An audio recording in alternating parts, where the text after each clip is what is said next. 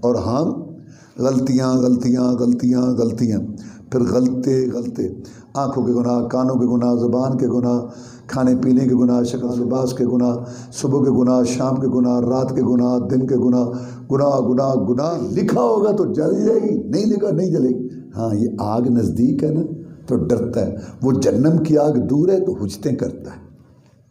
تقدیر کا معنی اللہ کا علم ہونے سے پہلے اللہ کو پتہ ہے، لیکن ہم اس پر مجبور نہیں۔ کوئی بات نہیں ہے، کل پڑھی تھی نا، پھر پڑھ لیں گے۔ سارا محلہ بھی تو سویا ہوا ہے، سارے گھر والے سارے سوئے ہوئے ہیں۔ مہربان محمد شفیع بیڑے پار کھچ کمبل ہوتے۔ السلام علیکم ورحمۃ اللہ وبرکاتہ۔ ان الحمد للہ نحمده ونستعینه ونستغفره ونعوذ باللہ من شرور انفسنا ومن سیئات اعمالنا من يهده الله فلا مضل له ومن يضلله فلا هادي له واشهد ان لا اله الا الله وحده لا شريك له واشهد ان محمدا عبده ورسوله صلى الله عليه وسلم۔ اما بعد فان خير الحديث كتاب الله وخير الهدي هدي محمد صلى الله عليه وسلم وشر الامور محدثاتها وكل محدثة بدعة وكل بدعة ضلالة وكل ضلالة في النار۔ فاعوذ بالله من الشيطان الرجيم۔ يا أيها الذين آمنوا اتقوا الله حق تقاته ولا تموتن إلا وأنتم مسلمون واعتصموا بحبل الله جميعا ولا تفرقوا۔ اللہ مالک الملک احکم الحاکمین نے اپنے بندوں پر بے شمار احسانات انعامات فرمائے۔ یہ زمین و آسمان، چاند سورج، ستارے، ندیاں، نالے، پہاڑ، سمندر، دریا، للاتی کھیتیاں، پکے ہوئے باغات، گھر بار، بیوی بچے، اللہ تعالیٰ نے اپنے بندوں پر بہت زیادہ انعامات اور احسانات کیے ہیں۔ لیکن اللہ تعالیٰ کی سب سے بڑی نعمت اور سب سے بڑا احسان ہدایت کی دولت ہے، دین کی دولت ہے، ایمان کی دولت ہے۔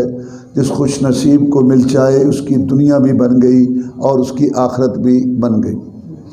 قرآن مجید کے بعد صحیح ترین کتاب بخاری شریف، اس کے اندر حدیث موجود ہے، مسلمانوں کے نامور سپہ سالار امیر المومنین کاتب وحی، سب سے پہلے بحری بیڑا بنانے والے قبرصی رومی غنڈوں کے لیے موت کا پیغام جناب امیر معاویہ رضی اللہ تعالیٰ عنہ روایت کرتے ہیں کہ جناب محمد الرسول اللہ صلی اللہ علیہ وسلم نے ارشاد فرمایا، من یرد اللہ بہ خیرا یفقہہ فی الدین، جس آدمی کے ساتھ اللہ بھلائی کا، بہتری کا، اچھائی کا ارادہ فرماتے ہیں اس کو اپنے دین کی سمجھ دے دیتے۔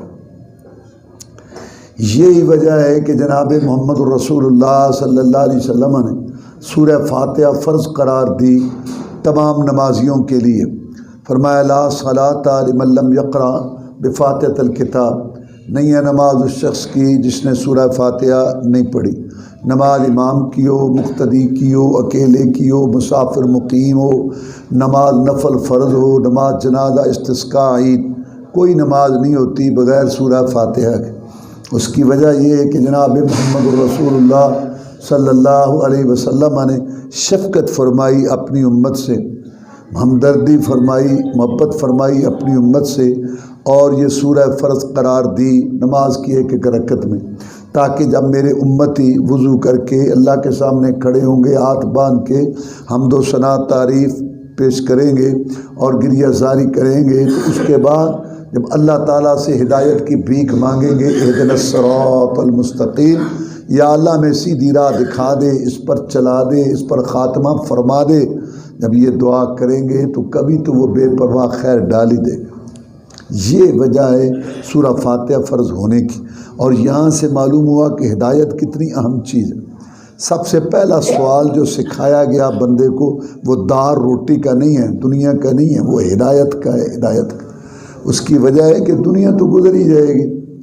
اگر ایک آدمی کو کھانے کے لیے پورا کھانا میسر نہیں، کیا ہوگا؟ مر جائے گا۔ اور کیا ہوگا؟ اور جو 4 ٹائم جس کو کھانے کے لیے ملتا ہے وہ نہیں مرے گا، وہ بھی مر جائے گا۔ جس کو پینے کے لیے پانی صحیح میسر نہیں، کیا ہوگا؟ مر جائے گا۔ اور جس کو پینے کے لیے حسب منشا موسم کے مطابق مشروبات میسر ہیں، کیا وہ نہیں مرے گا؟ وہ مر جائے گا۔ تو جو شخص جھونپڑے یا کلی میں رہتا ہے اور اس کا جنازہ اٹھے گا تو کیا کوٹھی بنگلے والے کا نہیں اٹھے گا؟ تو اس کا مطلب ہے دنیا اتنی ضروری نہیں ہے، دو اس کو ٹائم وقت دو۔ یہ جو زندگی ہے 60-65 سال، اتنی ہی زندگی اوسط عمر ہے اس امت کی، اگر اتنا ٹائم اس کو دو جو اس کی ضرورت ہے۔ یہ نہیں کہ صبح سے لے کے شام تک بس دنیا پیسہ پیسہ، پیٹ پلیٹ، یہ پلاٹ وہ پلاٹ، یہ مکان یہ دکان، پھر وہ پھر یہ اور وہ یہ اور وہ نہیں۔ جو اس کے بعد آنے والی زندگی ہے، زیادہ سوچ اور فکر اس کی ہونی چاہیے، یہاں موت بھی نہیں آئے گی۔ تو اس لیے وہ جو ہے وہ بہت زیادہ ضروری ہے کہ دنیا کا تو مسئلہ جس طرح بھی ہے گزر جائے گا، لیکن مسئلہ آخرت کا ہے جو سوچنے والا ہے۔ زندگی 2 دن کی ہو یا کہ 100 سال گزر جائے گی، کندھے پہ کملی ہو یا کہ شال گزر جائے گی، گر امیروں کی با اقبال گزر جائے گی تو غریبوں کی بھی بہرحال گزر جائے گی۔ مسئلہ یہ نہیں ہے، مسئلہ یہ ہے کہ جب اللہ حساب کے کولوں میں گھانی میں لوگوں کو نچوڑے گا اور لوگ پسینے میں شرابور ہوں گے اور اپنی جوانی مال کمانے خرچ کرنے کا ان کو حساب دینا ہوگا، اس وقت اللہ تبارک و تعالی ہدایت والے کو اپنے سائے کے نیچے اسپیشل کرسی دے گا، ہیرو موتیوں جوہرات سے جڑی ہوئی، جہاں وہ ہدایت والا مہمان خصوصی بن کے بیٹھے گا۔ مسئلہ تو اس چیز کا ہے کہ جب وہ وقت آئے گا کہ نزاعۃ للشوا، کہ وہ جہنم جس کی آگ کا ایک شعلہ، جہنم جس کی آگ کا ایک شعلہ سار اور چہرے کی کھال کو اتھیڑ کے رکھ دے گا۔ اصل مسئلہ سوچ اور فکر یہ ہے۔ اس لیے رسول اللہ صلی اللہ علیہ وسلم نے سورہ فاتحہ فرض قرار دی کہ ہدایت کی بھیک مانگو اور اس کو کوشش کرو اور اس کو حاصل کرو۔ دنیا اللہ ہر ایک کو دیتا ہے، کوئی مانگے اس کو بھی مل جاتی ہے، کبھی بغیر مانگے کی بھی دنیا مل جاتی ہے، کوئی محنت کرے اس کو دنیا مل جاتی، کبھی بغیر محنت کے بھی مل جاتی ہے۔ لیکن دین، ایمان، ہدایت، صراط مستقیم، حق کا راستہ، رسول اللہ صلی اللہ علیہ وسلم والا عقیدہ، آپ والی نماز، آپ والا درود، آپ والا وظیفہ، آپ والی شادی غمی، آپ والا رہن سین، وہ نہیں ملتا بغیر دعا کے، تڑپ کے، طلب کے، تحقیق کے، ریسرچ کے، غور و فکر کے، محنت کے، نہیں ملتا، دین نہیں ملتا۔ آدمی کہے کہ تو بھی ٹھیک ہے میں بھی ٹھیک ہے، جہاں کو لگا رہے، اللہ کی غیرت گوارا ہی نہیں کرتی کہ پھر تجھے ہدایت دے۔ اللہ کہتا ہے کہیں لگے پھرتے تو بھی لگا پھر نہیں، یہ تو سیکھنا ہوگا، اس کو ہدایت کو لینا ہوگا۔ یہ بہت بڑی نعمت ہے اللہ تعالیٰ کی، ہدایت کی دولت اور حق کی دولت، اور اس کی وجہ سے اللہ تعالیٰ کے ہاں مقام بنتا ہے اور اللہ تعالیٰ لوگوں کے دلوں میں پھر اس کی محبت رکھتا ہے۔ حبشے کی مٹی سے پیدا ہونے والا تھا بلال رضی اللہ تعالیٰ،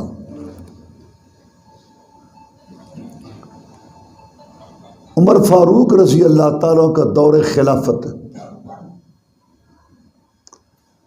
یہ بلال رضی اللہ تعالیٰ نے جس نے ایمان کو قبول کیا تھا، اللہ کے ہاں اس کا اتنا مقام بڑھ گیا کہ یہ زمین پر چلتا تھا، اس کے پاؤں کی آواز جنت میں سنائی دیتی تھی۔ رسول اللہ صلی اللہ علیہ وسلم کے ہاں اس کا مقام اتنا بڑھ گیا کہ رسول اللہ صلی اللہ علیہ وسلم نے اس کو اپنا خادم خاص، مؤذن خاص مقرر فرمایا، اور یہی وجہ ہے کہ مسلمان اس کی عزت کرتے تھے۔ عمر فاروق رضی اللہ تعالیٰ کے خلافت کا دور ہے، امور خلافت سر انجام دے رہے ہیں، باہر آواز آئی، بلایا گیا تو خادم باہر گیا، جا کے دیکھا ابو سفیان کھڑا ہے رضی اللہ تعالیٰ عنہ، حکیم بن حزام کھڑا ہے رضی اللہ تعالیٰ عنہ، نے کہا ہم نے امیر المومنین عمر فاروق رضی اللہ تعالیٰ کو ملنا ہے۔ ٹھیک ہے، خادم واپس آ رہا تھا، پھر آواز آئی، باہر گیا تو دیکھا کہ بلال کھڑے رضی اللہ تعالیٰ، فوراً واپس آیا اور آ کے کہنے لگا امیر المومنین عمر فاروق رضی اللہ تعالیٰ عنہ باہر بلال ہے دروازے پر۔ عمر فاروق رضی اللہ تعالیٰ نے کہا بلال رضی اللہ تعالیٰ نے کہا ہاں۔ تو پھر دنیا کا یہ نامور خلیفہ 22 لاکھ مربع میل پر اسلام کا فریرہ لہرانے والا، جو چند فٹ کی چھڑی ہلاتا تھا منبر رسول صلی اللہ علیہ وسلم پر، تو کیسر و کسریٰ کے شیر تھے، جرنیل کانپتے تھے کہ یارو پتہ کرو کہ عمر نے اپنی فوجیں ہماری طرف روانہ تو نہیں کرتی۔ جو مراد رسول، جس کو رسول اللہ صلی اللہ علیہ وسلم نے مانگ کے لیا تھا، جو مشورہ دیتا تھا رائے، اللہ اس کی رائے مشورے کو قرآن بنا کے اتار دیتا تھا۔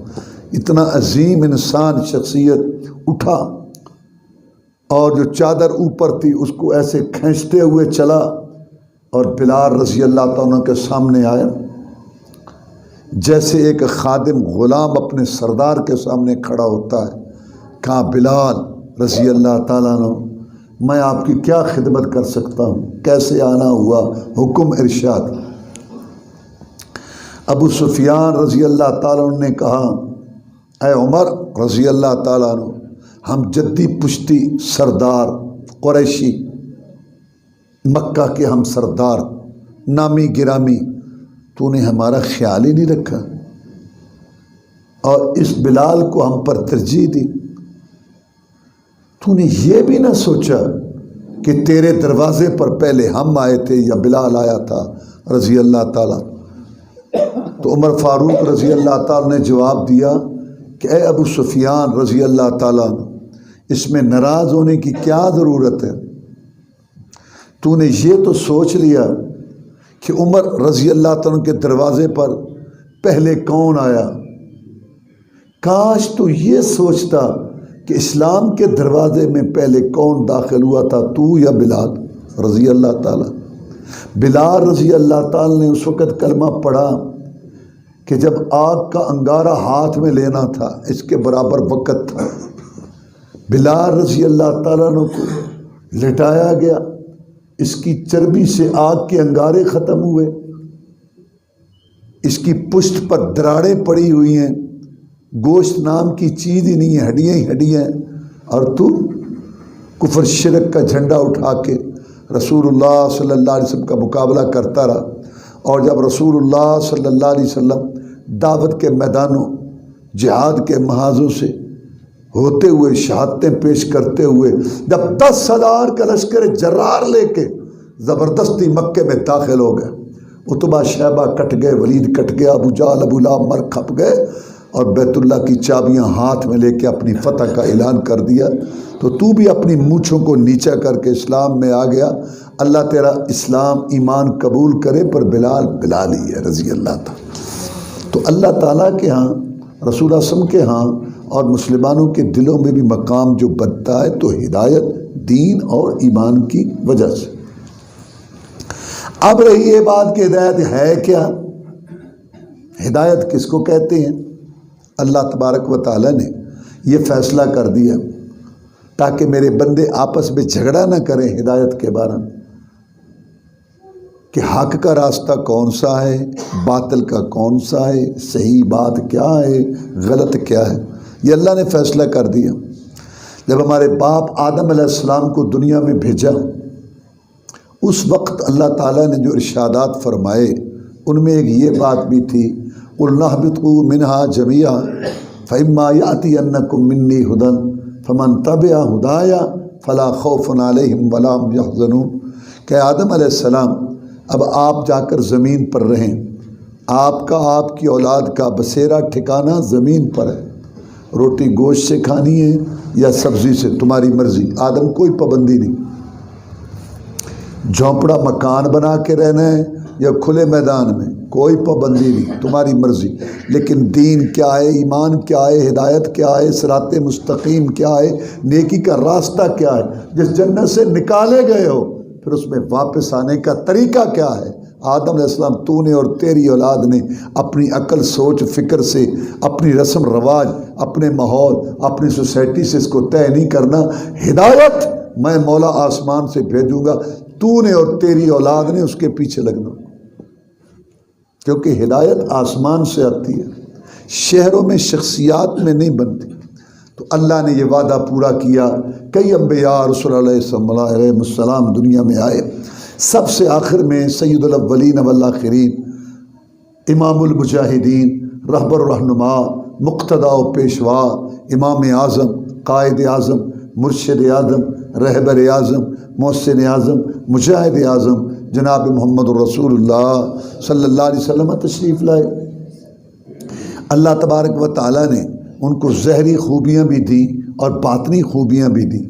وہ صورت کے لحاظ سے اجمل تھے، سیرت کے لحاظ سے اکمل تھے، اخلاق کے لحاظ سے افضل تھے، حسب و نسب کے لحاظ سے اشرف تھے، معزز مکرم مصفہ مطہر تھے، چنے ہوئے بخشے ہوئے، فہم و فراست کے امام، فضاحت و بلاغت کے بادشاہ تھے۔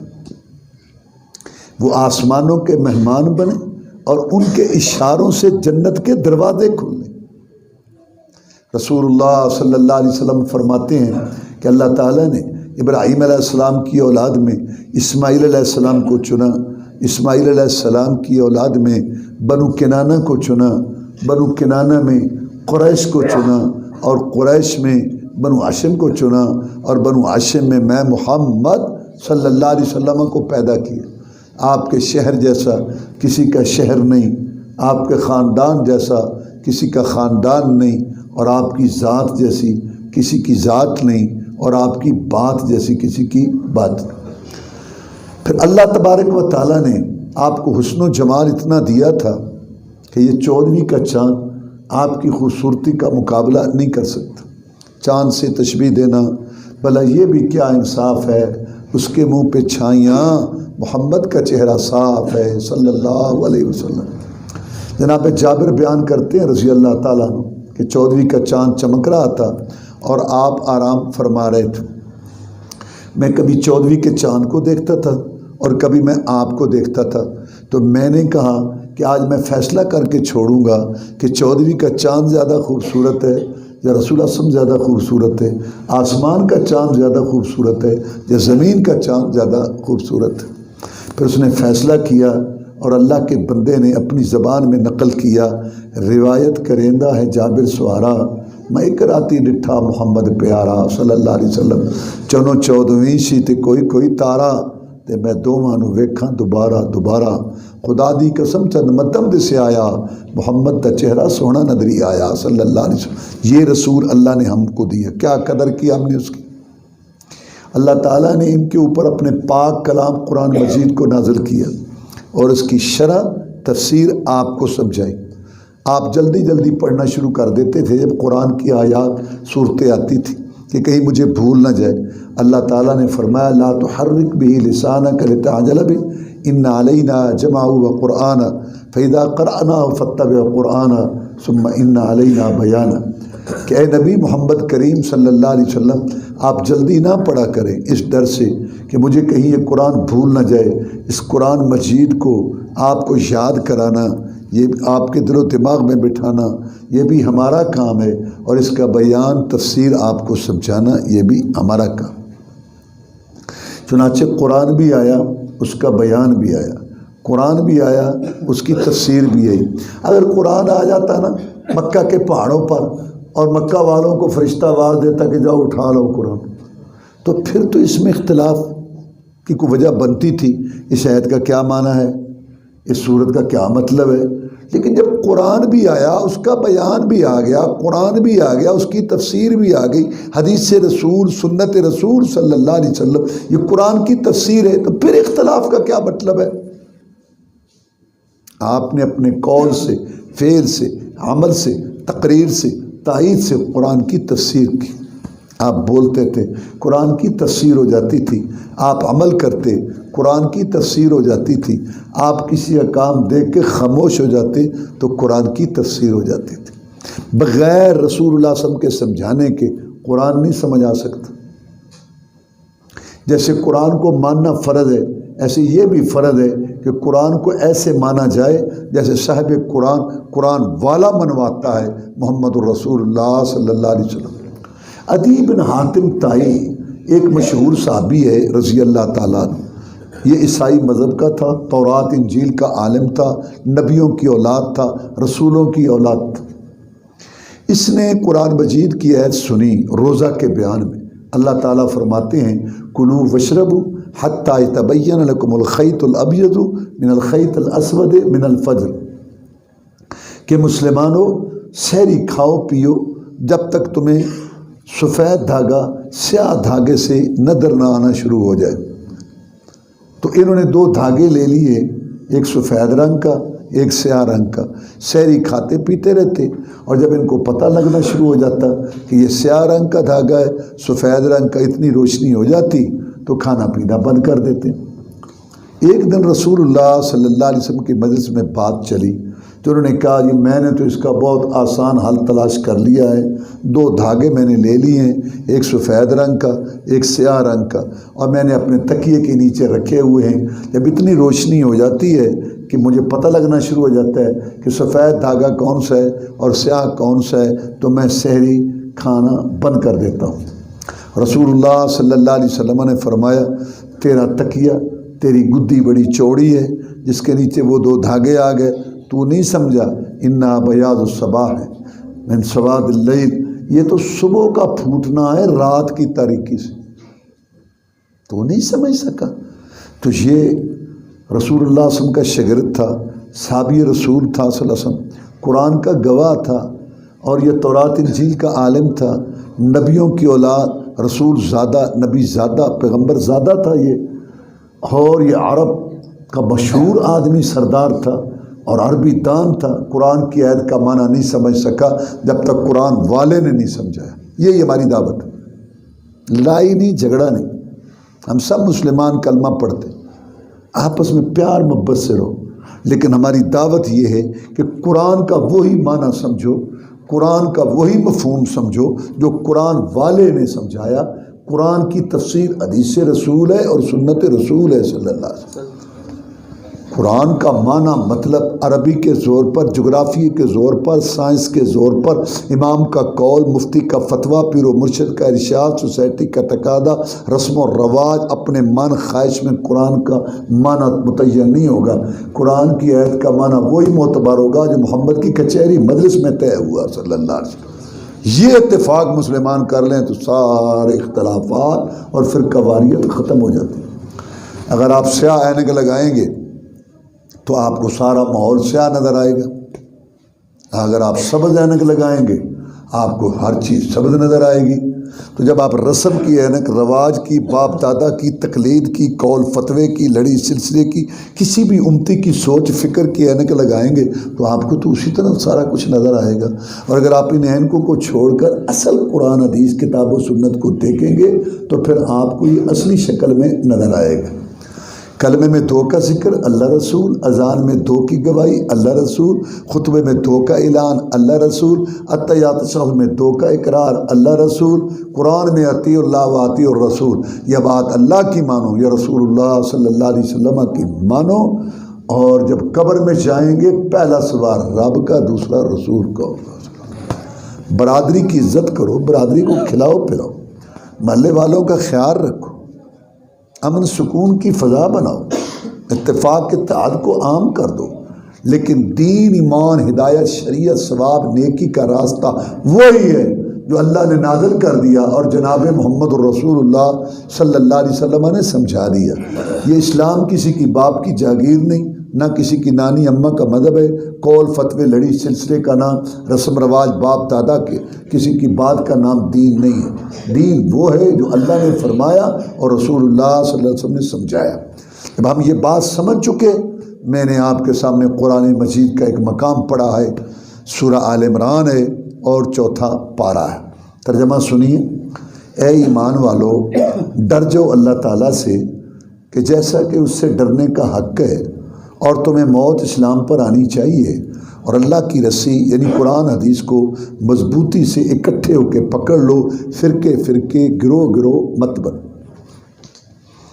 اللہ نے فرمایا اے ایمان والو، ایمان کیا ہے؟ کیونکہ اس عید کے اندر 4 باتوں کا بیان ہے: ایمان، تقوی، خاتمہ بالخیر اور اتفاق۔ تو ایمان کا معنی کیا ہے؟ ایمان کا مطلب ہے زبان سے اقرار کرنا، دل سے تصدیق کرنی اور اس کے مطابق عمل کرنا۔ اگر ایک انسان زبان سے اقرار کر لیتا ہے ٹھیک ہے، اگر نہیں کرتا، زبان سے اقرار نہیں کرتا تو کافر ہے۔ زبان سے اقرار کر لیتا ہے، دل میں تصدیق نہیں، منافق ہے۔ زبان سے اقرار کر لیتا ہے، دل میں تصدیق بھی ہے، لیکن اس اقرار تصدیق کے مطابق اس کا بولنا نہیں، دیکھنا سننا نہیں، معاملات نہیں، اس کے مطابق اس کی زندگی نہیں، تو یہ جھوٹا، فریبی، دغاباز، بیروپیہ، فراڈی ہے۔ 3 چیزیں ملیں ایمان مکمل ہوتا ہے: زبان کا اقرار، دل کی تصدیق اور اس کے مطابق عمل۔ اور ایمان کس پر لانا ہے؟ 6 پر: اللہ تعالیٰ پر، اس کے فرشتوں پر، اس کی کتابوں پر، اس کے نبیوں رسولوں پر، اس کی تقدیر پر اور آخرت پر۔ اللہ تعالیٰ پر ایمان لانے کا کیا مطلب ہے؟ 3 باتیں۔ پہلی بات کہ اللہ کے وجود کا اقرار کیا جائے کہ اللہ ہے، اللہ نے زمین بنائی، اللہ نے آسمان بنائے، اللہ نے کائنات کو پیدا کیا، اللہ بارش برساتا ہے، رات دن لاتا لے جاتا ہے۔ اور دوسری بات کہ جب اللہ ہے تو وہ کیسا ہے؟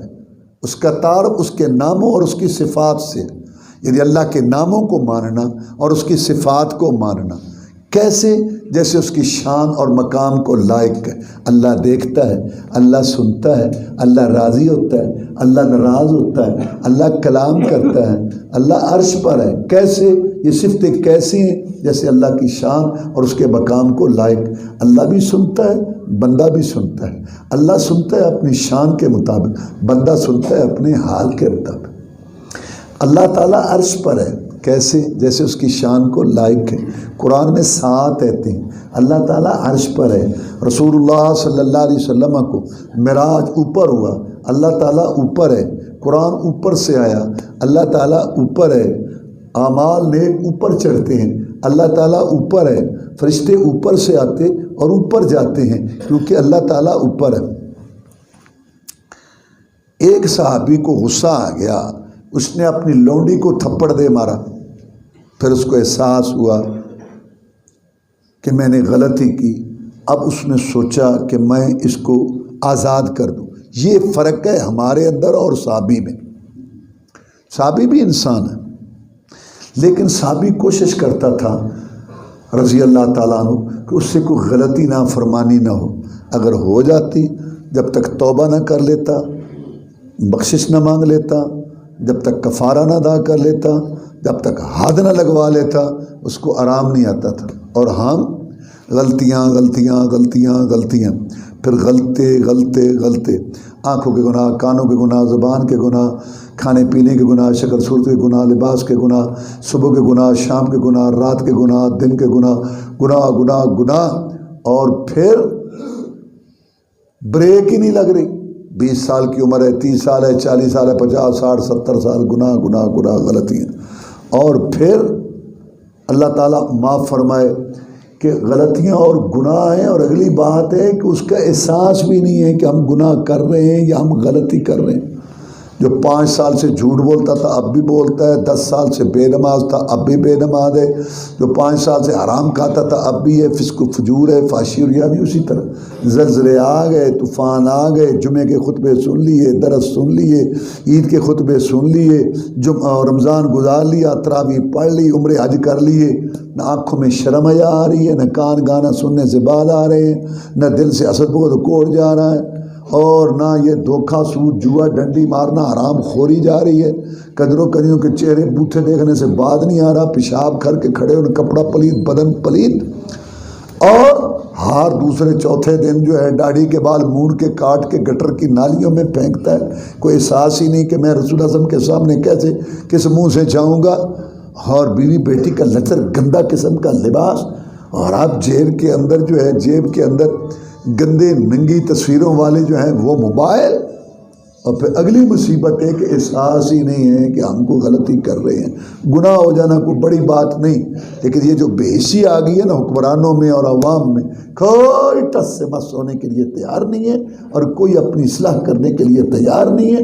یہ چیز اللہ کو غصہ چڑھاتی ہے اور اللہ تعالیٰ کو غیظ و غضب کی دعوت دیتی ہے۔ اور قرآن میں ہے کہ جب اللہ ناراض ہوتا ہے کسی قوم پر تو دو عذاب مسلط کرتا ہے، ایک مہنگائی کا، ایک بد امنی کا۔ فَذَاقَ اللَّهُ لِبَاسَ الْجُوعِ وَالْخَوْفِ بِمَا كَانُوا يَصْنَعُونَ۔ اور یہ دو عذاب اہل پاکستان پر مسلط ہو چکے ہیں، ایک مہنگائی کا اور ایک بد امنی کا، اندرونی بیرونی دشمنوں کا خوف اور ایک مہنگائی۔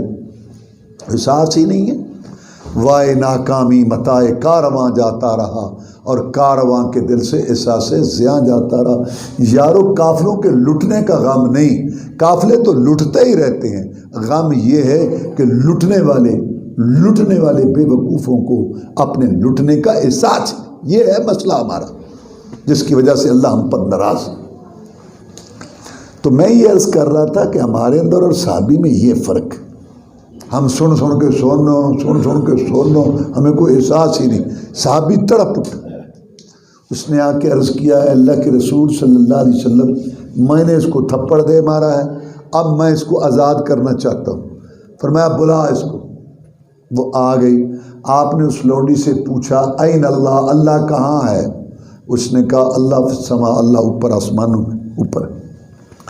آپ نے پوچھا من انا، میں کون ہوں؟ اس نے کہا انت رسول اللہ، آپ اللہ کے رسول ہیں صلی اللہ علیہ وسلم۔ آپ نے فرمایا صحابی کو آتقھا فإنھا مؤمنہ، میرے صحابی اس کو آزاد کر دے، یہ مومنہ ہے، جس نے اللہ تعالیٰ کے اوپر ہونے کی گواہی دی۔ محمد رسول اللہ صلی اللہ علیہ وسلم نے اس کے ایمان کی گواہی دی۔ تو یہ عقیدے کا مسئلہ ہے کہ اللہ تعالیٰ عرش پر ہے، اللہ اوپر ہو کر بھی شارک کے قریب ہے، اللہ اوپر ہو کر بھی نزدیک ہے، اللہ اوپر ہو کر بھی سب دیکھ رہا ہے۔ یہ دور نزدیک کے چکر ہمارے لحاظ سے۔ تیسری بات اصل ہے کہ جب اللہ ہے اور اس کے اچھے اچھے نام ہیں، اچھی اچھی صفات ہیں، تو پھر ہر قسم کی عبادت کے لائق، سر و پکار کے لائق، بگڑی بنانے والا، حاجت روا، مشکل کشا، ہر ایک کی آس پہنچانے والا صرف ایک اللہ وحدہ لا شریک ہے۔ عبادت زبانی ہو، بدن سے ہو، دل سے ہو، سب ایک اللہ کے لیے۔ اللہ نے فرمایا اپنے پیغمبر صلی اللہ علیہ وسلم کو، قل ان صلاتی ونسکی ومحیای ومماتی للہ رب العالمین لا شریک لہ وبذلک امرت وانا اول المسلمین۔ اے پیارے پیغمبر صلی اللہ علیہ وسلم، آپ کہہ دیجئے کہ میں محمد کریم صلی اللہ علیہ وسلم کی نمازیں، میرے قیام رکوع سجدے، میرا خشوع خضوع رونا گڑ گڑانا، میری گریہ زاری ونسکی اور میری قربانیاں، ومحیای اور میری زندگی، ومماتی اور میری موت، نہ باب آدم علیہ السلام کے لیے، نہ باب ابراہیم علیہ السلام کے لیے، نہ بھائی موسیٰ علیہ السلام کے لیے، نہ کسی زندے مردے کے لیے، میرا یہ سب کچھ ایک اللہ تعالیٰ کے لیے جو پوری دنیا کائنات کے اندر افضل ترین ہستی ہے، نبی و رسولوں کا سردار، اللہ اس سے اعلان کروا رہا ہے کہ میرا سب کچھ ایک اللہ تعالیٰ کے۔ ہم نماز میں پڑھتے ہیں قیام کر کے، رکوع کر کے، سجدہ کر کے، اللہ تعالیٰ کی حمد ثنا تعریف پیش کر کے، اتحیات میں بیٹھ کے کیا کہتے ہیں؟ التحیات للہ والصلوات والطیبات، یا اللہ زبانی بدنی مالی ساری باتیں تیرے لیے۔ فرشتوں پر ایمان لانے کا کیا مطلب ہے؟ کہ نورانی مخلوق ہیں، اللہ کی نافرمانی نہیں کرتے، بڑے لطیف باریک ان کے جسم ہیں، نظر نہیں آتے، ایک پل میں آسمان سے زمین پر اور ایک پل میں زمین سے آسمان پر۔ بعض فرشتوں کی ڈیوٹی بادلوں پر، بعض کی پہاڑوں پر، بعض کی پانیوں پر۔ ہر آدمی کے ساتھ دو فرشتے ہیں، ایک نیکی لکھنے والا، ایک بدی لکھنے والا، اور ان کی ڈیوٹیاں تبدیل ہوتی ہیں صبح کی نماز میں اور عصر کی نماز میں۔ اور کچھ فرشتے ہیں وہ دنیا میں گھوم رہے ہیں اور دیکھتے ہیں جیسے یہ مجلس، ان کی کوئی اور ڈیوٹی نہیں۔ جب یہ مجلس ہے جن کے اندر اللہ کی باتیں ہو رہی ہوتی ہیں تو وہ ایک دوسرے کو بلاتے ہیں کہ آ جاؤ آ جاؤ، وہ تو ادھر بیٹھے ہیں، سارے آ کے بیٹھ جاتے ہیں۔ اور جب یہ مجلس ختم ہوتی ہے تو سیدھے اللہ کے پاس جاتے ہیں۔ اللہ کو تو ہر بات کا پتہ ہے، انہ علیم بذات الصدور، اللہ سینوں کے بھید جانتا ہے۔ اندھیری کالی کٹ رات ہو، طوفان بادیں بارہ ہو، کالے پتھروں پر چلنے والی کالی چیونٹی، مولا اس کا رنگ بھی دیکھتے ہیں اور اس کے پاؤں کی آواز بھی سنتے ہیں۔ اللہ پر تو کوئی چیز مخفی نہیں، لیکن اللہ چاہتا ہے میں اپنے بندوں کے تذکرے اپنے پاس کروں۔ فاذکرونی اذکرکم، تم مجھے یاد کرو میں تمہیں یاد کروں گا۔ تم مجھے بندوں میں لوگوں میں یاد کرو گے، میں تمہیں فرشتوں میں یاد کروں گا۔ تم مجھے فرش پہ یاد کرو گے، میں تمہیں عرش پہ یاد کروں گا۔ پھر اللہ پوچھتا ہے میرے فرشتوں میرے بندوں کو کیسا پایا؟ یا اللہ تیری باتیں کر رہے تھے، کیا مانگتے تھے؟ اللہم انا نسألک الجنت الفردوس، یا اللہ وہ جنت مانگ رہے تھے۔ جنت دیکھی ہے؟ نہیں، اگر دیکھ لیں تو پھر اور زیادہ مانگیں۔ کس چیز کی پناہ پکڑ رہے تھے؟ اللہم اجرنا من النار، یا اللہ وہ یہ پناہ پکڑ رہے تھے کہ ہمیں جہنم کی آگ سے بچا۔ جہنم انہوں نے دیکھی ہے؟ نہیں، اگر دیکھ لیں تو اور زیادہ اس سے ڈرے، پناہ پکڑے۔ فرشتوں تم گواہ رہو، میں نے ان سب مجلس والوں کو معاف کر دیا۔ ایک فرشتہ کہتا ہے کہ یا اللہ ایک آدمی اپنے کسی کام آیا تھا، کسی کو بلانے کے لیے، جب وہ آیا تیری باتیں سنی، دل میں ایمان تھا، اس نے جوش مارا، وہ بیٹھ گیا اپنا کام بھول کے۔ اس کے متعلق اللہ فرماتے ہیں میں نے اس کو بھی معاف کر دیا۔ قوم لا یشقی جلیسہم، جو بیٹھ کے میری باتیں میرے تذکرے کرتے ہیں نا، ان کے ساتھ بیٹھنے والا بھی بدبخت نہیں ہوتا۔ اور کتابوں پر ایمان لانے کا مطلب یہ ہے کہ اللہ نے کلام کیا، اللہ بولا، اللہ تعالیٰ کا جو کلام ہے اس کی آواز تھی، الفاظ تھے، حروف تھے، کبھی تورات کی شکل میں، کبھی انجیل، کبھی زبور، کبھی قرآن کی شکل میں اللہ کا کلام نازل ہوا۔ پہلی کتابوں پر ایمان لانا ہے، عمل نہیں کرنا، قرآن پر عمل بھی کرنا۔ نبیوں اور رسولوں پر ایمان لانے کا مطلب یہ ہے کہ اللہ چنتا ہے کس نے نبی بننا ہے، کس نے رسول بننا ہے۔ اور ان سب نبیوں رسولوں میں افضل 5 رسول ہیں، نوح علیہ السلام، ابراہیم علیہ السلام، موسیٰ علیہ السلام، عیسیٰ علیہ السلام، محمد رسول اللہ صلی اللہ علیہ وسلم۔ اور ان میں پھر 2 افضل ہیں، خلیلان، ابراہیم علیہ السلام، محمد رسول اللہ صلی اللہ علیہ وسلم۔ اور ان 2 میں پھر افضل ہیں جناب محمد رسول اللہ صلی اللہ علیہ وسلم۔ پہلے نبیوں رسولوں پر ایمان لانا ہے، ان کی اطاعت نہیں کرنی، لیکن جناب محمد رسول اللہ صلی اللہ علیہ وسلم کی اطاعت تابع داری بھی کرنی۔ تقدیر پر ایمان لانے کا کیا مطلب ہے؟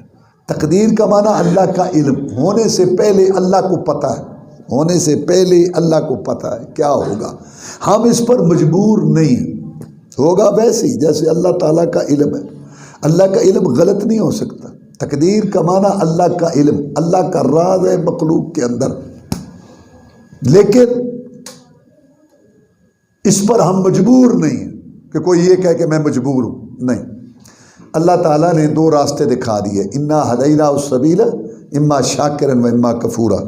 اللہ فرماتے ہیں ہم نے انسان کو پیدا کیا، اس کو 2 راستے دکھا دیے، یہ خیر کا، یہ شر کا، یہ ہدایت کا، یہ گمراہی کا، یہ جنت کا، یہ جہنم کا، یہ رحمان کی لین، یہ شیطان کی، اور سوچنے کے لیے عقل دے دی، کھوپڑی دے دی۔ میرے بندے چاہے یہ اختیار کر لے راہ، چاہے یہ اختیار کر لے، زبردستی نہ ادھر ہے نہ ادھر ہے۔ مسجد میں آ جائیں تو دھکے نہیں پڑتے، سینمے کو جائیں تو ٹانگ نہیں ٹوٹ جاتی۔ میرے بندے 2 راستے ہیں تیرے لیے کھلے، چاہے ادھر جا چاہے ادھر جا، تیری رپورٹ تیار ہو رہی ہے، جگہ لکھی جا رہی ہے، وقت لکھا جا رہا ہے، دن لکھا جا رہا ہے، تاریخ لکھی جا رہی ہے، اور تیری میری باتیں کل قیامت کو ہوں گی۔ تقدیر کا یہ مطلب ہے۔ میں ایک مثال دے کے اس کو واضح کرتا ہوں تقدیر کے مسئلے کو۔ ہم یہاں بیٹھے ہیں، سامنے ایک میدان ہے کھلا، اس میں گڑھا ہے، ادھر سے ایک نابینا آدمی بھاگا ہوا آ رہا ہے، سیدھا بھاگا ہوا آ رہا ہے۔ میں آپ کو کہتا ہوں یہ آدمی اس میں گر جائے گا، یہ نابینا۔ کچھ دیر گزری، میں ادھر لکھ کے بھی دے دیتا ہوں، کچھ دیر گزری وہ گر گیا۔ تو نابینا آدمی مجھے کہہ سکتا ہے کہ آپ نے کہا تو میں گرا؟ نہیں، آپ مجھے نہیں کہہ سکتے کہ آپ نے کہا تو وہ گرا۔ وہ گرا اپنی غفلت سستی سے، اس کا کام تھا ایسا چلتا، احتیاط کرتا، آواز دیتا، لاٹھی پکڑتا، وہ یہ کام کر سکتا تھا، اس نے نہیں کیا، وہ گر گیا۔ وہ گرا اپنی غفلت سستی کی وجہ سے، لیکن مجھے پہلے پتا، میں دیکھ رہا تھا۔ تو کیا میرے پتہ ہونے پر وہ مجبور ہے؟ نہیں۔ استاد کلاس میں پڑھاتا ہے، امتحان کا وقت آتا ہے، استاد کہتا ہے یہ لڑکا فیل ہوگا، کیوں؟ اس نے سبق نہیں پڑھا، اس کو پتہ ہی نہیں ہے، داغے کرتا تھا، اب وہ فیل ہو گیا۔ تو کیا لڑکا کہہ سکتا ہے استاد جی آپ نے کہا تو میں فیل؟ نہیں، وہ فیل ہوا بد محنت ہونے کی وجہ سے، لیکن استاد کو پتا ہے پہلے۔ اب میرا علم، استاد کا علم، پوری دنیا کا علم، اگلوں کا علم، پچھلوں کا علم، اللہ کے علم کے مقابلہ میں یہ حیثیت بھی نہیں رکھتے۔ جیسے حدیث میں آتا ہے جتنا چڑیا چونچ مارے بڑے سمندر کے اندر، جو اس کی چونچ کو لگنے والا پانی ہے نا، جو اس کی نسبت ہے نا پورے سمندر کے پانی کے آگے، ساری دنیا کے علم کی، اللہ کے علم کے آگے یہ حیثیت بھی نہیں ہے۔ تو تقدیر کا مطلب ہے کہ ہونے سے پہلے اللہ کو پتہ ہے، ہم اس پر مجبور نہیں۔ نماز پڑھ، جناب لکھا ہوتا تو میں پڑھتا، اب لکھا ہی نہیں تو میں کیسے پڑھوں؟ تمہیں پتہ ہے کیا لکھا ہے؟ نہیں تو پڑھنا۔ تقدیر کو دلیل بنانا اپنے گناہ پر، غلط کام پر، یہ کافروں کا کام ہے۔ قرآن کہتا ہے، کافر کہنے لگے لو شاء اللہ ما اشرکنا، اگر اللہ چاہتا ہم شرک نہ کرتے، ہم کفر نہ کرتے۔ کیا اللہ چاہتے ہیں کہ کفر کرو؟ تو ان کا دلیل پکڑنا یہ غلط ہے۔ تو گناہ پر اور نافرمانی پر تقدیر سے دلیل پکڑنا یہ کافروں بے دینوں کا کام ہے۔ اور یہ ایسا آدمی جو بار بار حجت کر رہا ہو نا، اس کو کہو یہ آگ جل رہی ہے، اس میں انگلی ڈالو، ڈالو انگلی، کہتے ہیں نہیں بھائی لکھا ہوگا تو جل جائے گی، نہیں لکھا ہوگا تو نہیں جلے گی، اس میں ڈال انگلی، کہتا ہے نہیں، کیوں نہیں بھائی لکھا ہوگا تو، کہتا ہے لکھا ہوتا تو میں پڑھتا نماز، بھائی لکھا ہوگا تو جل جائے گی، نہیں لکھا نہیں جلے گی۔ ہاں یہ آگ نزدیک ہے نا تو ڈرتا ہے، وہ جہنم کی آگ دور ہے تو حجتیں کرتا ہے۔ تقدیر کا معنی اللہ کا علم، ہونے سے پہلے اللہ کو پتہ ہے، لیکن ہم اس پر مجبور نہیں۔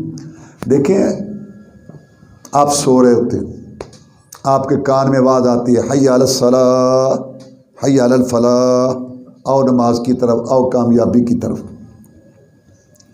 دو خیال آتے ہیں، ایک آتا ہے نماز پڑھیں، نماز فرض ہے، اللہ کا حکم ہے، بے نماز کافر ہے، بے نماز مشرک ہے، قرآن میں بے نماز جہنم میں جلے گا۔ ایک یہ خیال آتا ہے مجھے جانا چاہیے نماز پڑھنے۔ اگر اب وہ اٹھے، ہمت کرے، وضو کرے، اٹھے اور پھر مسجد میں آئے تو کیا یہاں فرشتے کھڑے ہوتے ہیں؟ اتنے تو لکھے ابھی کوئی نہیں، تو پڑھ نہیں دے، تو اتنے کدھر آ گئے ہیں؟ چل، کبھی نہیں، ایسا کبھی نہیں ہوا۔ اور اگر دوسرا اس کو خیال آئے کوئی بات نہیں ہے، کل پڑھی تھی نا، پھر پڑھ لیں گے، سارا محلہ بھی تو سویا ہوا ہے، سارے گھر والے سارے سوئے ہوئے ہیں، رب مہربان محمد شفیع بیڑے پار کھچ کمبل ہوتے، تو کبھی نہیں وہاں فرشتے پہنچے گے، اٹھ اتنے پہ ہیں، تو اتنے تو نماز پڑھ، تو اس ٹائم تو نماز پڑھنی تھی کی کر۔ انا ہدیناہ السبیل اما شاکرا و اما کفورا، دو راستے دکھا دیے، خیر کا، شر کا، ہدایت کا، گمراہی کا، اور سوچنے کے لیے عقل کھوپڑی دے۔ یہی وہ چیز ہے جو تجھ سے یہ اونٹ کتنا بڑا جانور ہے، 8 سال 10 سال کا بچہ اس کی رسی پکڑ کے جا رہا ہوتا ہے، ان میں عقل نہیں ہے، تمیز، تیرے اندر تمیز ہے، تو سمجھتا ہے یہ خیر ہے، یہ شر ہے، یہ مجھے، یہ جو تجھے پتہ ہے نا، یہ جو تمیز، یہ جو تیرے اندر یہ ملکہ صلاحیت ہے، اس پر تیرا حساب کتاب ہوگا۔ اور چھٹی بات ہے آخرت۔ میں 6 باتیں بیان کر رہا ہوں جن پر ایمان لانا ضروری ہے۔ اللہ پر ایمان، اس کے فرشتوں پر ایمان، اور کتابوں پر ایمان، نبیوں رسولوں پر، تقدیر پر، یہ بنیادی سی چیز ہے، تو میں مختصراً یہ بیان کر رہا ہوں۔ اور چھٹی بات ہے آخرت پر ایمان، کہ ہر آدمی کا ایک وقت مقرر ہے، جب پوری رپورٹ پیش ہو جاتی ہے، جتنے قدم دینے تھے، جتنے دانے کھانے تھے، جتنا پانی پینا تھا، سارا آخر میں فرشتہ سانس ہوا، اتنے سانس کھینچ دو، پورے ہو گئے، ختم ہو گیا، یہ اس کا ہے وقت۔ اور ایک پوری دنیا کا وقت ہے، وہ اللہ نے ایک مقرر کیا ہوا ہے کہ جب یہ ساری دنیا سور پھونکا جائے گا، ختم ہو جائے گی، آسمان دھڑام سے گر پڑے گا، زمین پھٹ جائے گی، کائنات ختم ہو، دوبارہ پھر اٹھیں گے اور پھر اللہ کے سامنے حساب دیں گے اور حساب کتاب ہوگا، اور پھر اس وقت یہ کیفیت ہوگی کہ اپنا اپنا حساب، اپنا اپنا مال نامہ جو ہے اس کے مطابق اس کے ساتھ سلوک ہوگا، اچھا ہے تو اچھا، برا ہے تو برا۔ یہ وہ 6 چیزیں جو ایمان لاتے ہیں ان پر، ان کو اللہ کہتا ہے کہ یا ایھا الذین آمنوا، اے ایمان والو۔ ان 6 کا تعلق دل سے ہے اور 5 کا تعلق ظاہری اطاعت سے ہے۔ یہ 6 ان کا تعلق دل سے ہے، اللہ پر ایمان، فرشتوں پر ایمان، کتابوں پر ایمان، نبی و رسولوں پر ایمان، تقدیر پر ایمان۔ ہر مسلمان مرد اور پر یہ ضروری ہے کہ ان 6 پر ایمان رکھیں، جیسے مختصراً میں نے بتایا۔ اور 5 چیزیں جو ہیں، کلمہ، نماز، روزہ، زکوٰۃ اور حج، ان کا تعلق ہے عمل سے، ظاہری۔ زکوٰۃ اور حج ہر پر نہیں ہے، وہ جس کے پاس استطاعت اور طاقت ہے۔ تو یہ 11 کا کورس ہے، 6 اندر اور 5 باہر، یہ ایمان اور اسلام ہے۔ تو اللہ فرماتے ہیں اے ایمان والو، اللہ سے ڈرو جیسے ڈرنے کا حق ہے۔ تقوی، تقوی کا معنی کیا ہے؟ تقوی کا معنی کیا ہے؟ امتثال اوامر اللہ والاجتناب عما نہی اللہ عنہ، جن چیزوں کا اللہ نے حکم دیا ہے ان کو کرنا، جن چیزوں سے اللہ نے روکا ہے ان سے رک جانا، یہ ہے تقوی۔ تو اللہ نے جن چیزوں کا حکم دیا ہے، جن چیزوں سے روکا ہے، وہ کہاں ہیں؟ یا قرآن میں ہے یا حدیث میں۔ لہذا تقوی کا معنی ہے اتباع الکتاب و سنت، قرآن حدیث پر چلنا، کتاب و سنت پر عمل کرنا۔ جو شخص قرآن حدیث پر نہیں چلتا، رسم پر چلتا ہے، رواج پر چلتا ہے، باپ دادا کے طریقے پر چلتا ہے، قولوں پر چلتا ہے، فتووں پر چلتا ہے اور لڑیوں سلسلوں کو اپناتا ہے اور نظام و دستور، وہ موٹے موٹے آنسو گرائے، روئے، کانپے، وہ متقی تقوی والا نہیں ہے۔ تقوی والا وہ ہے جو قرآن حدیث کتاب و سنت پر چلتا ہے، وہ ہے متقی، وہ ہے پرہیزگار۔ اللہ نے فرمایا اللہ سے ڈرو جیسے ڈرنے کا حق ہے۔ کیا مطلب ہے اس کا؟ اس کا یہ مطلب ہے کہ زبان کھولنے سے پہلے، آنکھ کھولنے سے پہلے، کان لگانے سے پہلے، شکل صورت بنانے سے پہلے، لباس بنانے سے پہلے، گھر کا ماحول بنانے سے پہلے، بیوی بیٹی کا لباس بنانے سے پہلے، مال کمانے خرچ کرنے سے پہلے، شادی غمی کا پروگرام بنانے سے پہلے، گھر کا ڈرائنگ روم کمرہ گھر کا سجانے سے پہلے، نماز پڑھنے سے پہلے، درود پڑھنے سے پہلے، وظیفہ پڑھنے سے پہلے یہ سوچے کہ کیا مجھے اللہ تعالیٰ نے اس کی اجازت دی ہے؟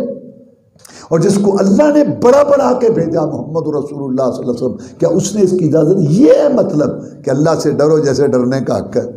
حرام کھا رہا ہے 10 سال سے، 5 سال سے جھوٹ بول رہا ہے، اور 8 سال سے بے نماز ہے، فسق و فجور، فحشی، یعنی جھوٹ، غیبت، گلے اور سارے کوڑ اور ساری بیماریاں ہیں اور سارے سسٹم ہے، یا اللہ توبہ، یا اللہ معافی، سچی سرکار، یا اللہ، اے ڈرامے، اے ڈرامے، اے ڈرامے۔ اللہ سے ڈرو جیسے ڈرنے کا حق ہے۔ چھوڑو ان کو، 20 25 30 جرائم ہیں، کو 10 12 چھوڑو، 5 7 کی کوئی دیت کرو، باقی کو رب کی رحمت رہے گی، بیڑا پار ہو جائے۔ آنکھوں کے گناہ، کانوں کے گناہ، زبان کے گناہ، شکل صورت کے گناہ، صبح کے گناہ، شام کے گناہ، رات کے گناہ، گناہ گناہ گناہ، اور جیسے میں نے بھی بتایا پھر احساس بھی نہیں۔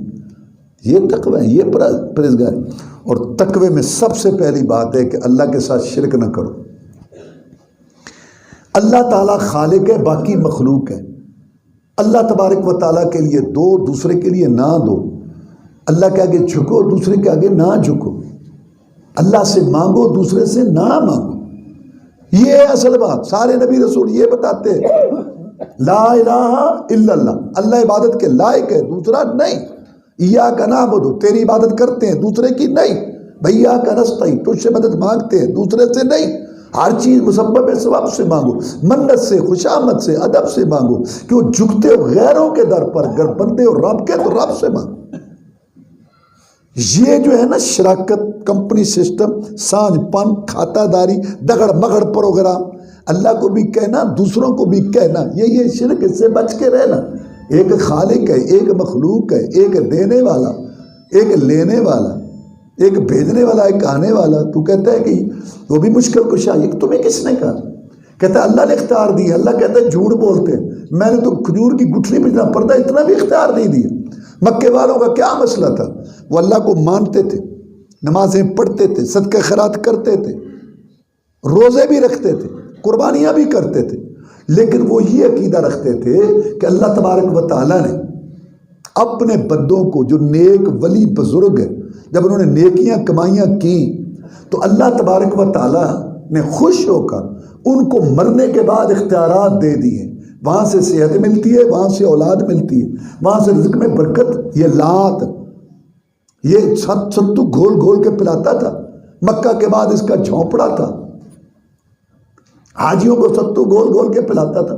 بعد میں اس نے اس کی تصویر وہ جو ہے وہ بنا لی جگہ ہماری ان کے آگے, ان کی آگے. قرآن کہتا ہے, وہ کہتے تھے والذین اتخذوا من دونی اولیاء ما نعبدهم الا ليقربونا الى الله زلفا.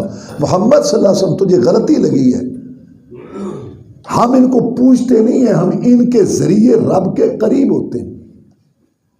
یہ وہ بات تھی جس پر نبی کے 13 سال لگے نبوت رسالت کے بعد, کہ اللہ کے لیے دو, دوسرے کے لیے نہ دو, اللہ کے آگے جھکو, دوسرے کے آگے نہ جھکو. یہی مسئلہ سات پشتی مسلمانوں کو سمجھ نہیں آ رہا. نمازیں پڑھتے ہیں, اذانیں کہتے ہیں, کلمہ پڑھتے ہیں, روزے رکھتے ہیں, حج کرتے ہیں, عمرے کرتے ہیں, روزے رکھتے ہیں, سب کچھ اللہ کے لیے کرتے ہیں, لیکن دوسرے سے نفی نہیں کرتے. جب تک دوسرے سے نفی انکار نہ ہو, کلمہ کلمہ نہیں, عقیدہ عقیدہ نہیں, نماز نماز نہیں, حج حج. نماز پڑھتے ہیں نا, ایاک نعبد و ایاک نستعین, کہ تیری عبادت صرف بس, تجھ سے مدد نہ. اور حج میں لبیک اللہم لبیک لا شریک لک لبیک. تو یہ شراکت کمپنی سسٹم یہ اللہ کو پسند نہیں ہے. کوئی معمولی حکومت بھی اپنی بغاوت برداشت نہیں کرتی. شرک بغاوت ہے. اللہ کیسے یہ شرک برداشت کرے؟ اور شرک کیا ہے؟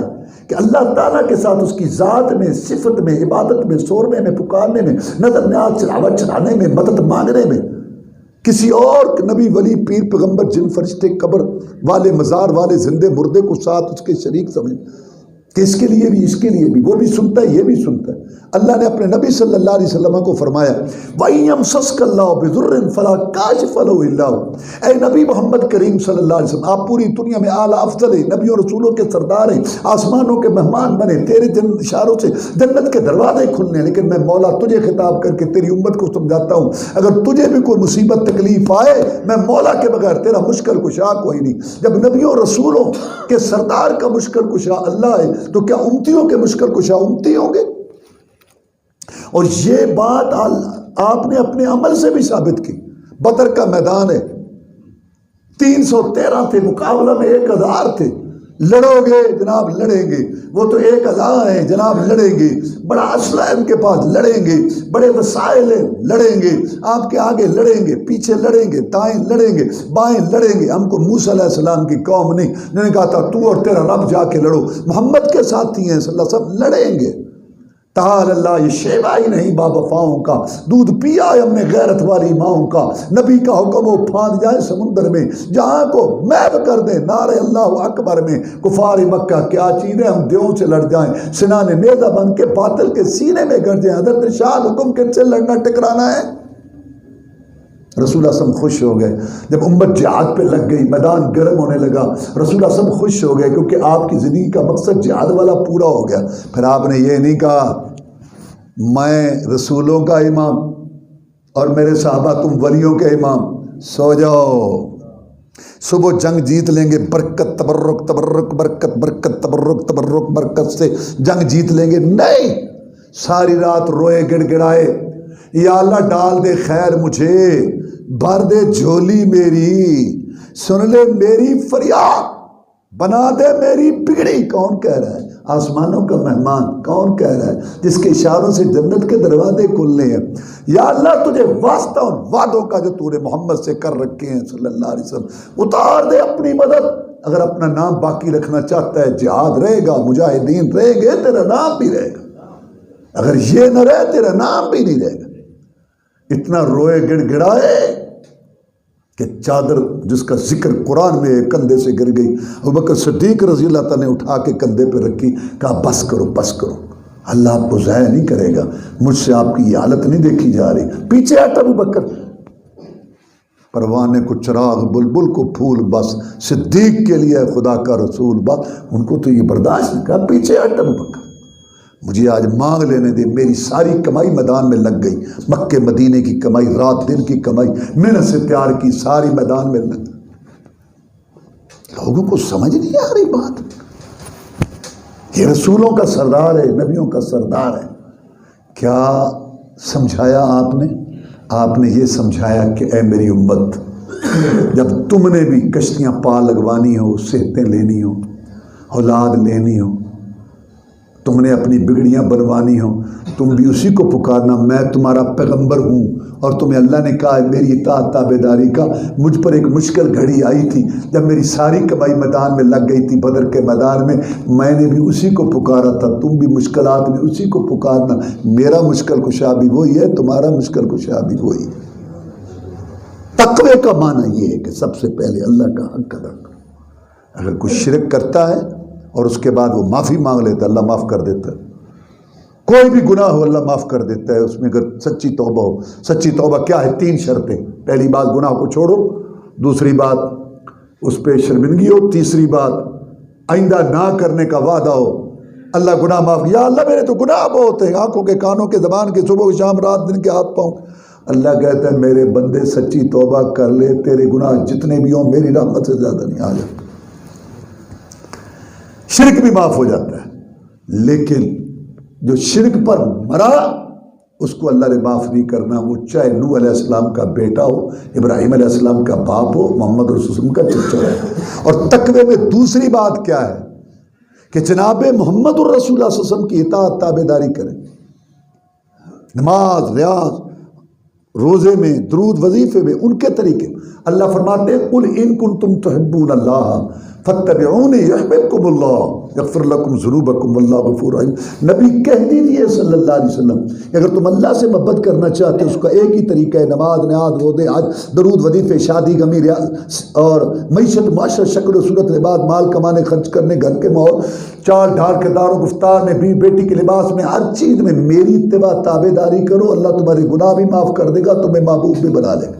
عمر بن عاص آئے مسلمان ہونے کے لیے رضی اللہ تعالیٰ، کہنے کہ میں ایک شرط لگانا چاہتا ہوں۔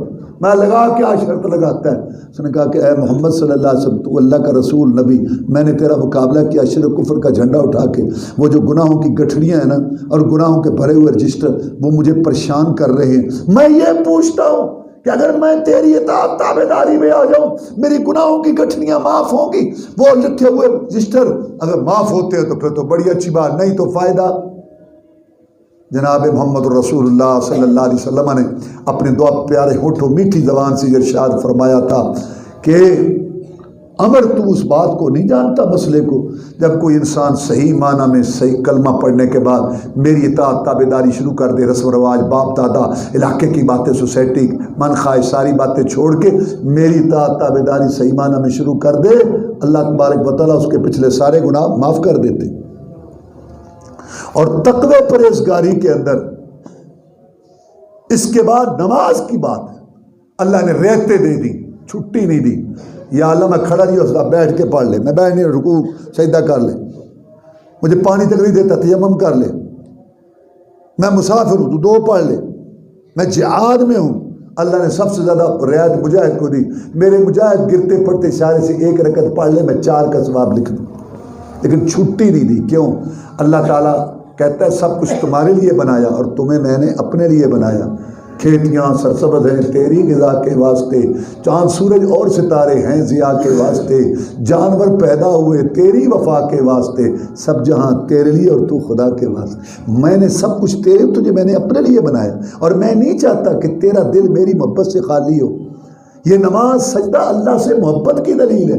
حی علی الصلاۃ سن کے اگر بھی بچوں کو، گھر بار کو چھوڑ کے تو آتا ہے تو اس کا مطلب یہ ہے کہ تیرے دل میں اللہ کی محبت ہے۔ اور اگر تو حکے کی گڑگڑ اور 2 گھنٹے یک یک بک بک چوکوں پہ بیٹھے یک یک بک بک کرتا رہتا ہے اور نہیں آتا، جھوٹے، تیرے دل میں پیدا کرنے والے کی کوئی محبت نہیں۔ خالق مالک ارادے کے خوراک غذا دیتا ہے، کھلاتا پلاتا ہے، اور تو جتنی نعمتیں دی اس کا اتنا بھی حق نہیں ہے کہ 24 گھنٹوں میں گھنٹہ سوا تو عبادت کے لیے نہیں دے سکتا، تو لعنت ہے تیری زندگی پر، جو جنگل کے خنزیر سے بھی بدتر ہے۔ اور تقوی میں یہ بات ہے کہ حلال کھاؤ۔ رسول اللہ صلی اللہ علیہ وسلم نے فرمایا کہ جو شخص حرام کھاتا ہے، کھانا حرام کا، پینا حرام کا، دعائیں کرتا ہے، بعد اس کی کوئی عبادت نہیں قبول ہوتی۔ رسول اللہ فرمایا 4 باتیں منافق کی نشانی ہیں: پکی جھوٹ بولنا، وعدہ خلافی، امانت میں خیانت اور گالی بکنا۔ یہ 4 کام منافقوں کے ہیں۔ رسول اللہ صلی اللہ علیہ وسلم نے عورتوں کے متعلق فرمایا کہ جو عورت بے پردوں کے ہار سنگھار کر کے مٹک کے بعد چلتی ہے، خوشبو لگا کے، زانیہ بدکارہ ہے، جب تک واپس آ کے ایسا غسل نہ کرے جو پاک ہونے کے لیے کیا جاتا ہے، اور یہ جنت کی خوشبو بھی نہیں پائے گی ایسی عورت، اور جنت کی خوشبو 500 سال کی مسافت سے آتی۔ رسول اللہ فرمایا اس عورت پر اللہ کی لعنت ہو جو بناوٹی مصنوعی بال لگاتی ہے یا لگواتی ہے، جو دانتوں میں فاصلہ کرتی ہے یا کرواتی ہے، جو چہرے کے بال اکھیڑتی ہے یا اکھڑواتی ہے، اور جو دانتوں میں فاصلہ کرتی ہے یا کرواتی ہے۔ یہ ساری تلاش خراش براج بیوٹی پارلر جو ہے یہ لعنتیوں کے کام ہے۔ یہ رسول اللہ صلی اللہ علیہ وسلم کی حدیث ہے۔ اور عورت کے لیے جنت بڑی آسان ہے، بڑی آسان ہے۔ خوشخبری سن لیں عورتیں، رسول اللہ صلی اللہ علیہ وسلم نے فرمایا جو عورت 5 ٹائم نماز پڑھے، رمضان کے روزے رکھے، خامد کی اطاعت کرے، اس کی غیر حاضری میں اپنی جان اور اس کے مال کی حفاظت کرے، میں محمد صلی اللہ علیہ وسلم اعلان کرتا ہوں، کون؟ جس کے اشاروں سے جنت کے دروازے کھلنے ہیں، کہ یہ عورت جنت کے 8 دروازوں میں سے جس سے چاہے جنت میں چلی جائے۔ فرمایا وَلَا تَمُوتُنَّ إِلَّا وَأَنْتُمْ مُسْلِمُونَ، تمہیں موت اسلام پر آنی چاہیے۔ اور کیسے آئے گی؟ جب شیڈول بنائے ہوں گے، ابھی تو میں جوان ہوں، کر لیتے ہیں، نہیں، ہر وقت محاسبہ کر، نماز ٹھیک ہے، عقیدہ ٹھیک ہے، گھر کا ماحول ٹھیک ہے، لین دین ٹھیک ہے، کسی کو پریشان تو نہیں۔ اگر اس وقت میری موت آ جائے تو کیا میں اللہ کے پاس جانے کی پوزیشن میں ہوں؟ گاڑی تو آئے گی، تو نے ٹکٹ لے لیا، سامان باندھ لیا۔ اور فرمایا یہ طریقہ کیسے اختیار کرو؟ اللہ کی رسی کو مضبوطی سے پکڑ لو، قرآن اور حدیث، اسی میں اتفاق ہے۔ کیوں؟ پوری دنیا میں قرآن تو ایک ہے، سورۃ فاتحہ نور تو ایک ہے، اور پوری دنیا کے اندر بخاری شریف تو ایک ہے۔ جب بات اللہ رسول پہ آئے گی تو اتفاق ہوگا، اور جب بات بابوں پہ آئے گی، جتنے بابے اتنے فرقے، بات اماموں پہ آئے گی، جتنے امام اتنے فرقے، بات شہروں پہ آئے گی، جتنے شہر اتنے فرقے۔ تو یہ 4 باتیں اللہ نے بیان کی: ایمان، تقوی اور خاتمہ بالخیر، یعنی اس پر کوشش کرو کہ تمہاری موت جو ہے وہ اسلام پر آئے۔ اور یہ کیسے ہوگی؟ قرآن اور حدیث کو مضبوطی سے پکڑو، پر کل قیامت کا دن ہوگا۔ اللہ تعالیٰ نے بیان کیا ہے فَأَمَّا مَنْ أُوتِيَ كِتَابَهُ بِيَمِينِهِ فَيَقُولُ هَاؤُمُ اقْرَءُوا كِتَابِيَهْ إِنِّي ظَنَنْتُ أَنِّي مُلَاقٍ حِسَابِيَهْ فَهُوَ فِي عِيشَةٍ رَاضِيَةٍ فِي جَنَّةٍ عَالِيَةٍ قُطُوفُهَا دَانِيَةٌ كُلُوا وَاشْرَبُوا هَنِيئًا بِمَا أَسْلَفْتُمْ فِي الْأَيَّامِ الْخَالِيَةِ۔ فرمایا جس کو عمل نامہ دائیں ہاتھ میں ملے گا، وہ کہے گا لوگوں میری چٹھی پڑھو، میرا رزلٹ کارڈ پڑھو، دیکھو دیکھو مجھے دائیں ہاتھ میں عمل نامہ مل گیا، پڑھو میرا پڑھو۔ اچھا یار تجھے کیسے مل گیا؟ کہتا ہے میں یقین کر چکا تھا کہ میری آنکھیں دیکھنا، کان سننا بند کر دیں گے، میں نے اللہ کے پاس آنا ہے۔ اس ڈر خوف کی وجہ سے آنکھ کھولنے، زبان کھولنے، کان لگانے، شکر سوٹ بنانے، نماز پڑھنے، درود پڑھنے، مال کمانے، خرچ کرنے، بی بیٹی کے لباس بنانے، معاملہ طے کرتے وقت میں ہر وقت سوچتا تھا اللہ نے مجھے اس کی اجازت دی ہے۔ اس وجہ سے آج مجھے اللہ تعالیٰ نے عمال نامہ دائیں ہاتھ میں، اللہ فرماتے ہیں یہ پسندیدہ زندگی میں ہوگا، پھلوں باغات میں ہوگا، ہمیشہ رہنے والی جوانی مہمانی میں ہوگا۔